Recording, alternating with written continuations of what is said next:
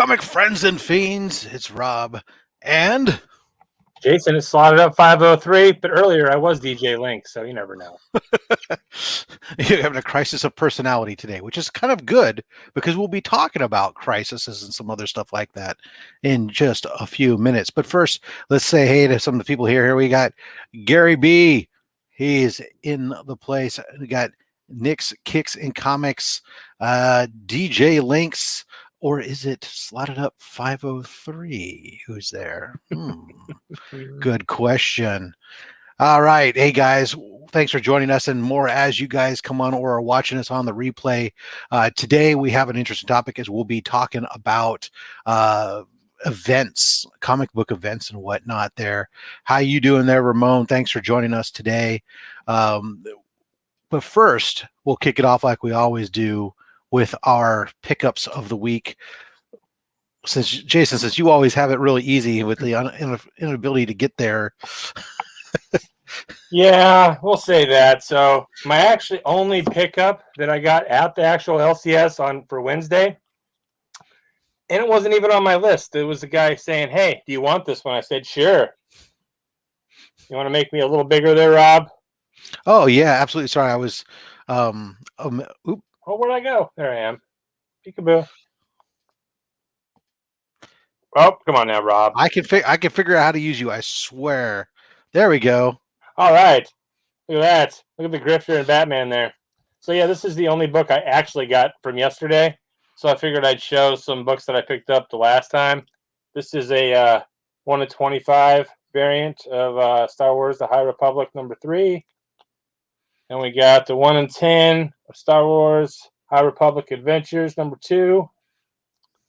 And then I went a little bit crazy on the Berserker. I love Keanu Reeves, and the book is actually really good.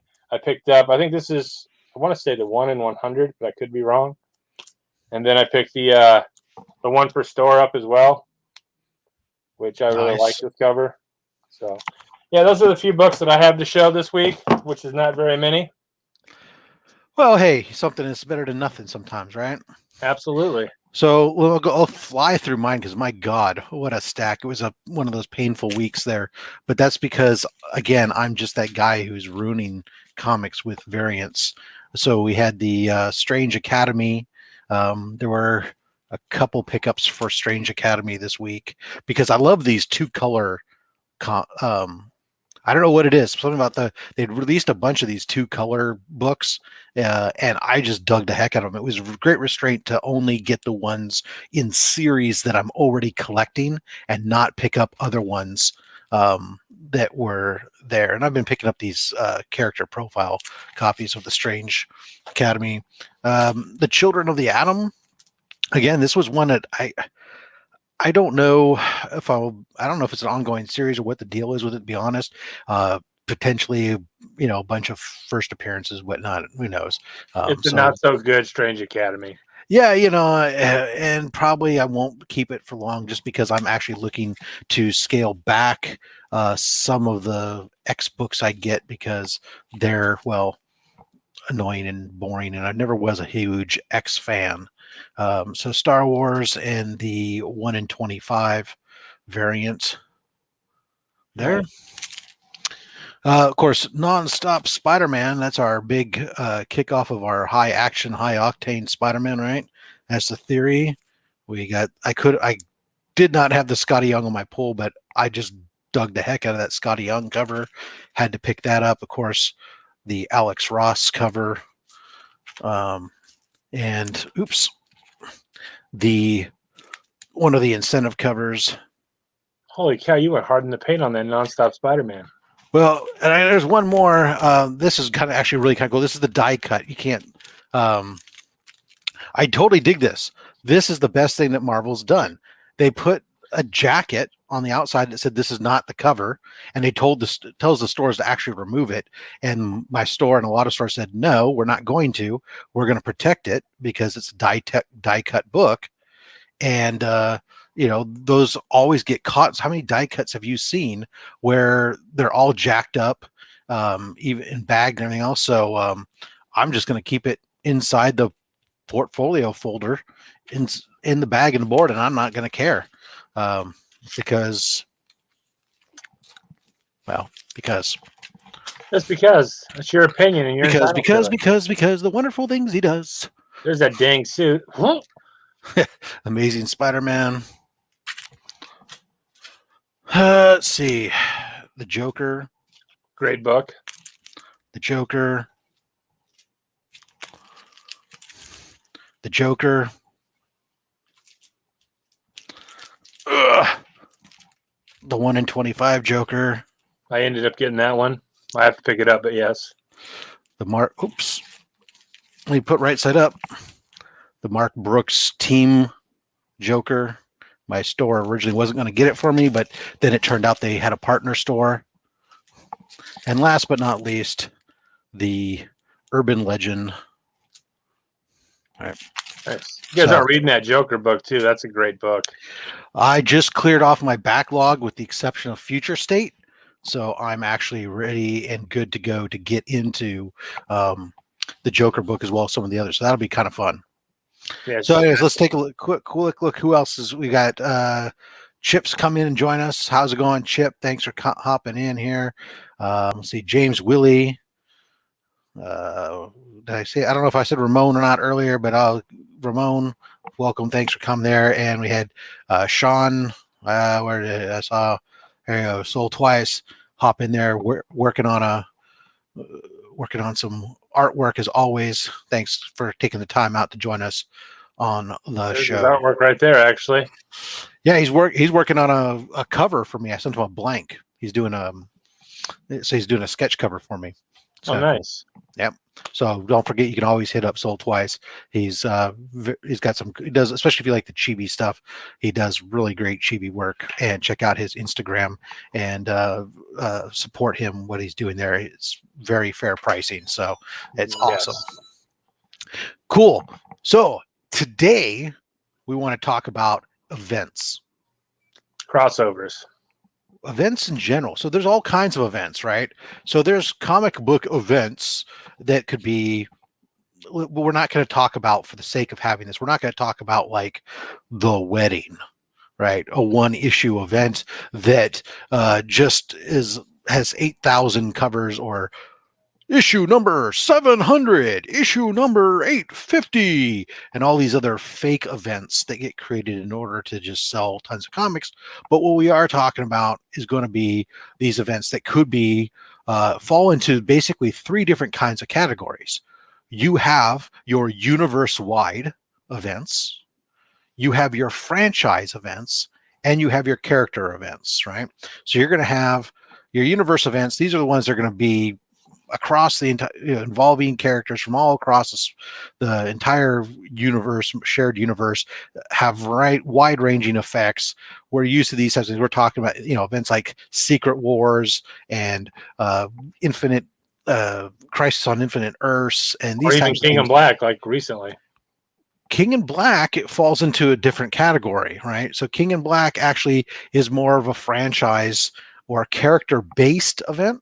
Yeah, so thank you for bringing it up. So it focuses around, so this also falls in the same category as like when you talk about company-wide character-focused events. We're talking about things like King in Black, Blackest Night, World War Hulk. You have a single character who is the driving focus for that event, but it's going to spill out and may have other characters get involved, but really the central ramifications are going to be for that character, because all these events, what typifies all these things, is going to be the here we go with the Captain Universe.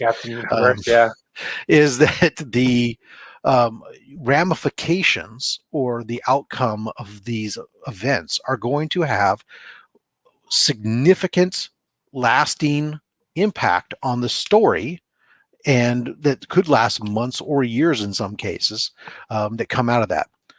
The other one that we were kind of skipped over in between there was the franchise. The franchise type is, hey there, Sleeping Collectibles. Welcome for hopping in. Thank you for being with us. The franchise are going to be things like we just got out of the Joker War, right? It's or Maximum Carnage. It's an event that is again focused within a franchise. So Batman was the main focus of it, but it was equally spilled over into the other Bat family type books for Joker War.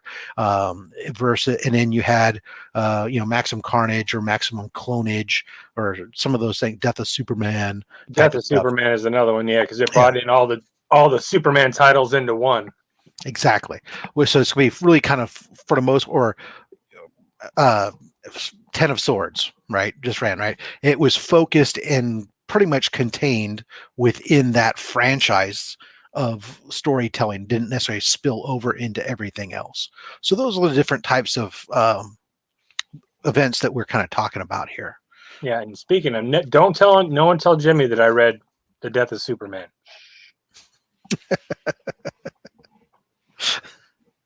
So I mean, what do you just off of what we've said there? I'm happy to, and I want to hear some comments from the peanut gallery as well. Not that you guys are a bunch of nuts, but aren't we all? We all are. Yeah. The question being, what's your initial feeling and gut instinct when it comes to these these events? When you hear that there's another big event coming up, what is your initial gut and feeling about that? It all depends on really what it is and what kind of event and who's in it. And like at first, the King in Black, right? I didn't care. I'm not a Venom guy. You guys, most everyone should know that by now. I'm not really big in Venom, but I was advised by someone to read King in Black, and I read it, and it was pretty good. But here's the thing that I don't like about these events now.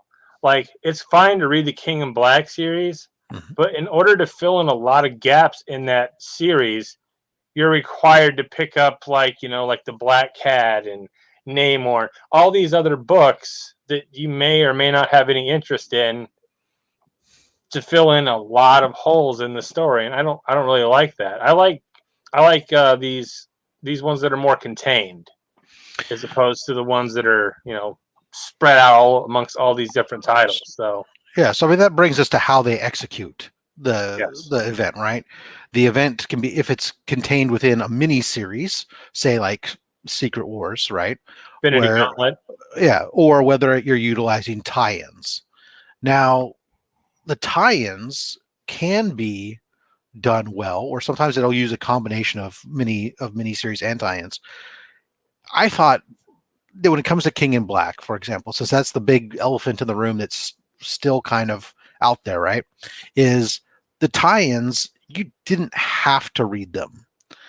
I didn't feel that you had to read them to know what's going on. Usually a good tie-in is one where it's kind of, if you read it, it's taking you down another path, kind of here's what's going on down around the street, or here's what's going on, the events from this particular character's orders, point of view, or something else.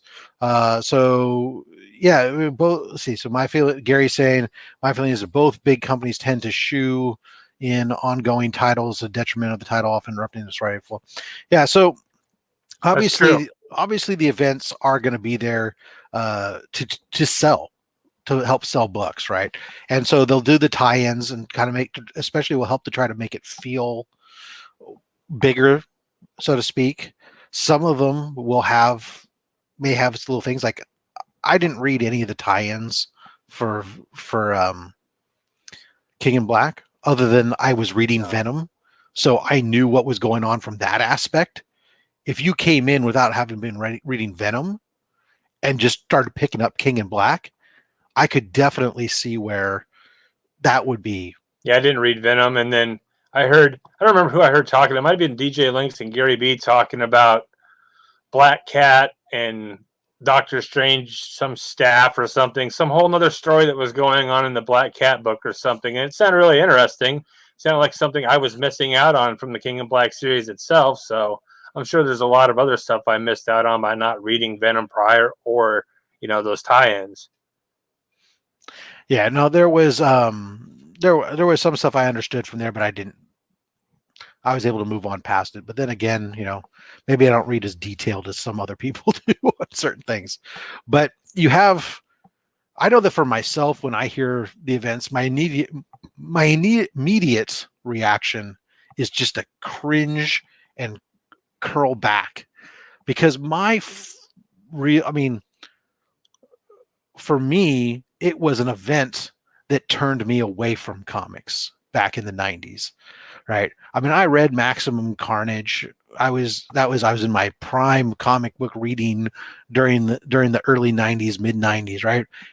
But when they came out with Maximum Clonage, that stuff literally, that series caused me to drop my books, walk away, and sell off everything I had in my collection at that time, because I was so just utterly annoyed by it. And that was just a franchise one, right? That wasn't a massive one.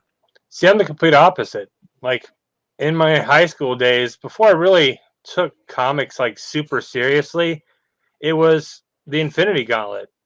And that's what really brought me into comics.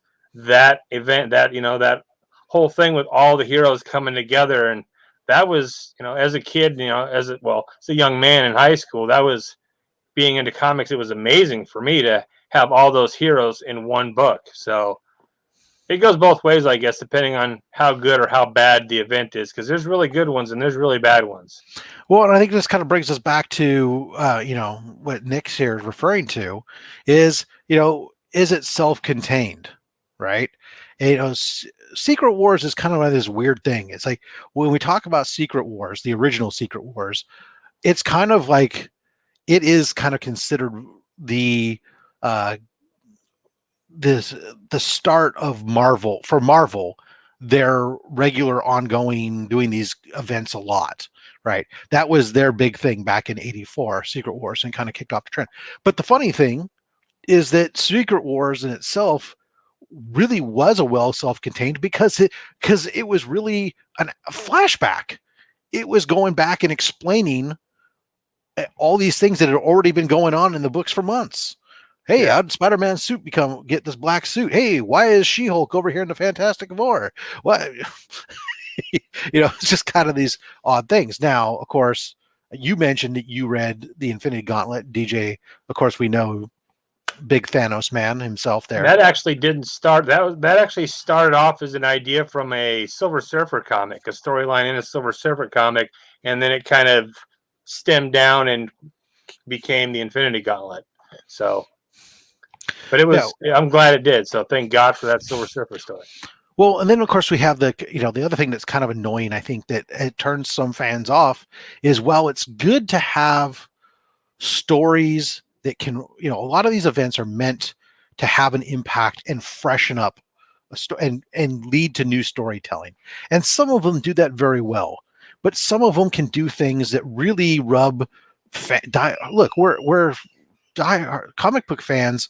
As much as we want to say that, we're a great bunch of people who are accepting of everything and else, the reality is we are, as long as you don't touch my favorite hero, right? Once you start to mess with my favorite hero, the hate comes flying forth, right? If you want to, yeah.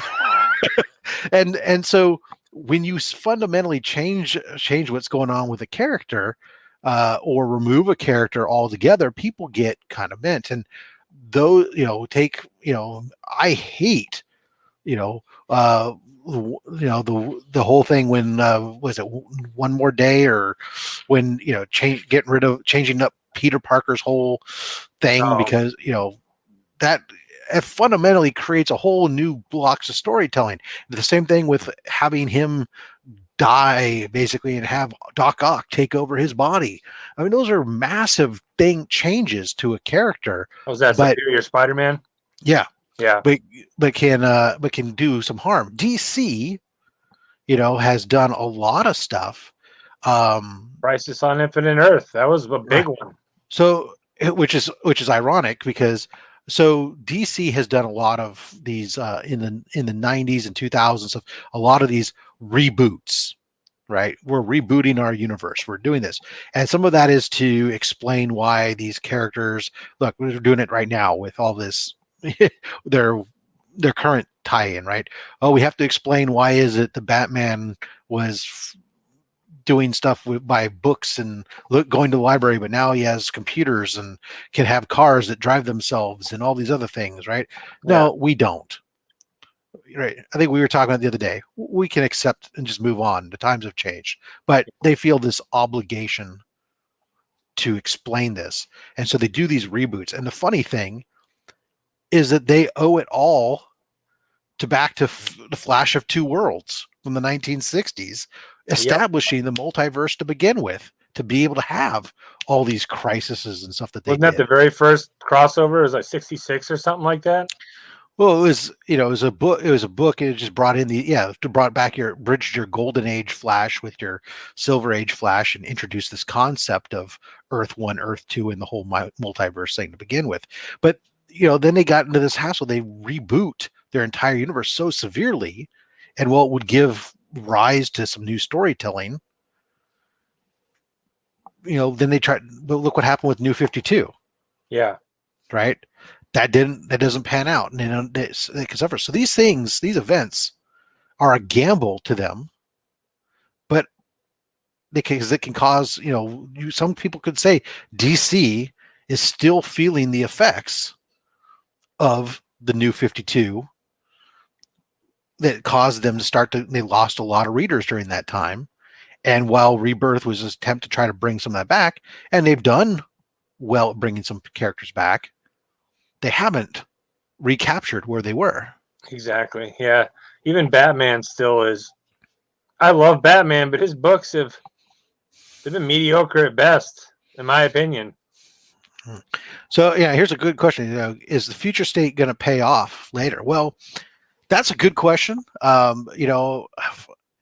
Obviously, future state is a parsed down version of trying to salvage some of what we heard they were working on with their generations, right? They were going to have their Gen 5 and explain that they were going to break up their characters into these different generations, and their plan was to really kind of do a thing that was going to wipe out all of their heroes and create these 5th gen characters, and that kind of got scrapped.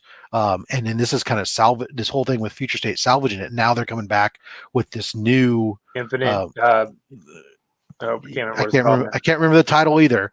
But it's a good book, actually. Yeah. Now they're kind of explaining that that's basically Infinite Frontier. Yeah.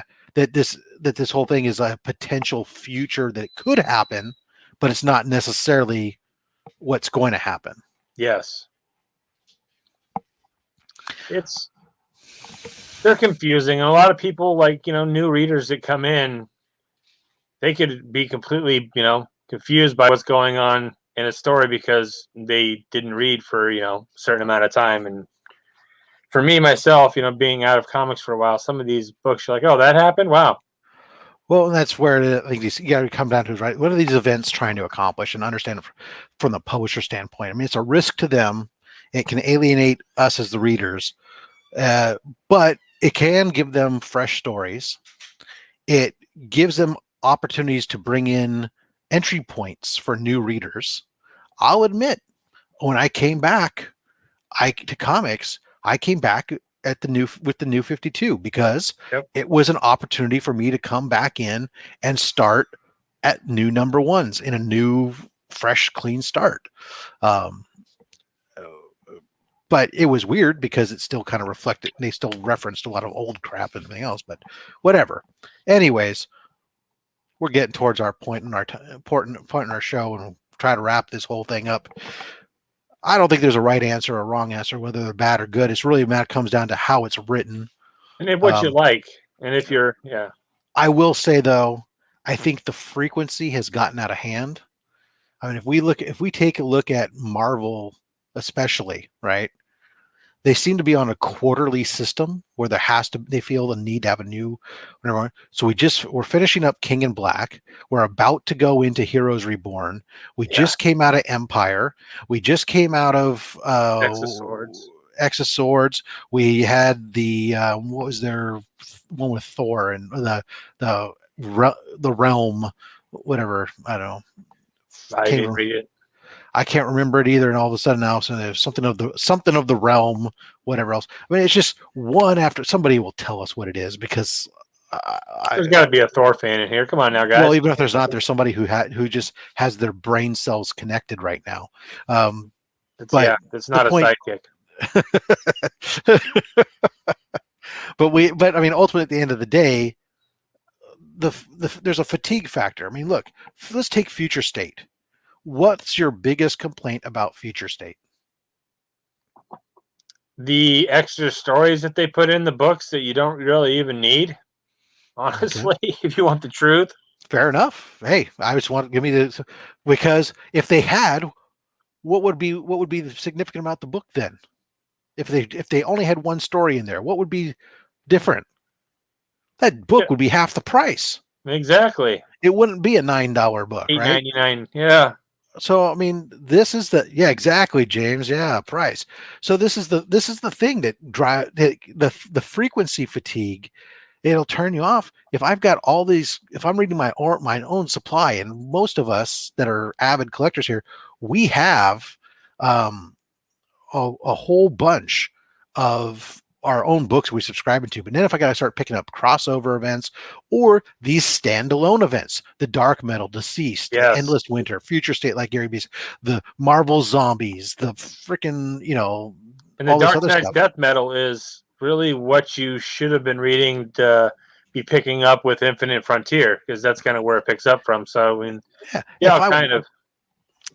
if I had wanted to read all those, I mean, books aren't a quarter a piece anymore, or $1 a piece. Man, they're $4 or $5 a piece every day. And then if you're going to go ahead and make these event books $8 and $9, well,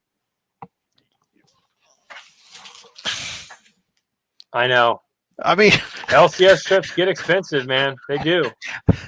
Anyways, so I got a news bit. Let's go to the news bits here. This is something that I've been into a lot of these horror books, a lot of these indie titles. Horror books, you say? Yeah, and horror books. Ooh, scary books. Those kind of horror books. And James Tynion, he's the fourth or whatever you want to. That's probably how you say it, right? But DC's got a new black label. It's called, what is it? The Nice House on the Lake, and it's basically it's a book about a guy who's kind of strange. His name's Walter.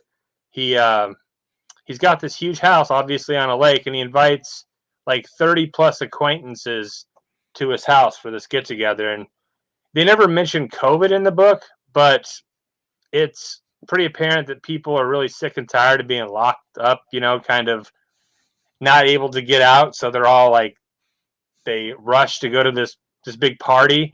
And it turns out Walter is not really who they thought he was. And turns out the world is going to shit in a handbasket, basically. And there's not a very good chance that they're actually going to be able to leave that house. So it sounds like a really good book to me. So cool. That's my little news bit. And Tynion has really been knocking it out of the park when it comes to anything horror. So it's got to be pretty good. And DC Black Label's been pretty good. Yeah, no, it has. For me, I'll say I don't have anything that's earth shattering. I'm sure most everybody knows.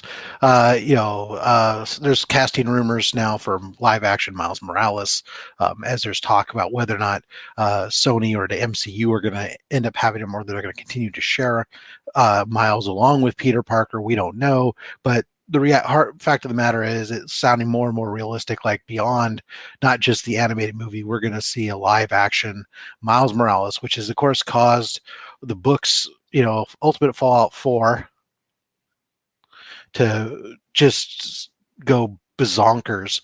And if you want to get a 9.6 first print for less than $1,000, essentially you better move fast. Holy cow.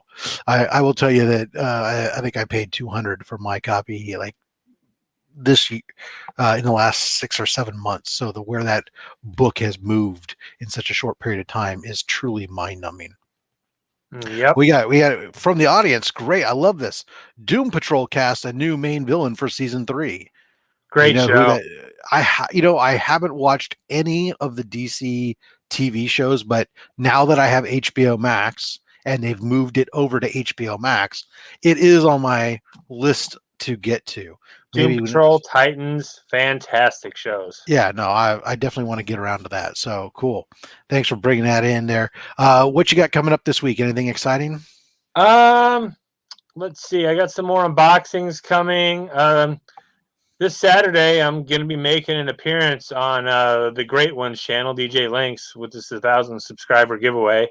Other than that, we got another week and it's a little week and a half or so until the next episode of Rig. So, No, that's about excellent.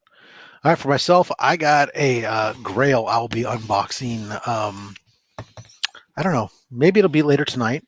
Maybe it'll be tomorrow. I'm not sure which, but I'm super stoked to add this Grail to my collection. And then later on this week, I'll have a bunch of CBCS signings open either. Well, actually, may not be till Monday. Bunch of stuff that came back from the Tinian and Jimenez signings. So that just tells you what's in there. Nice. All right. That's going to do it for this episode of Sidekicks Talk Comics. Next week, we will be over on Slotitup 503's channel. So make sure that if you haven't already, you are subscribed and hit the bell for Slotitup 503. Also, while you're at it, go ahead and hit that bell and subscribe to myself, so that way you'll know when we're about to go live on either channel there. Hit the thumbs up if you don't mind, like the show, and always you can catch us on the replay. I do have a playlist that has all the episodes of Sidekicks Talk Comics, regardless of what channel it's on. So if you want to get caught up and know what's going on with the show and see how we're evolving and let us know what we can do better, Just we'd laugh at appreciate it. We do. Our wives do. So, yeah. Yep. All right. Thanks. You want to take us on Comic Book World? Slot it up to the world. And hey, until next time, collect what you want. Don't listen to anyone, including us, because we're just a couple fat guys with fat stacks of comics and fat opinions. Thanks for watching, all.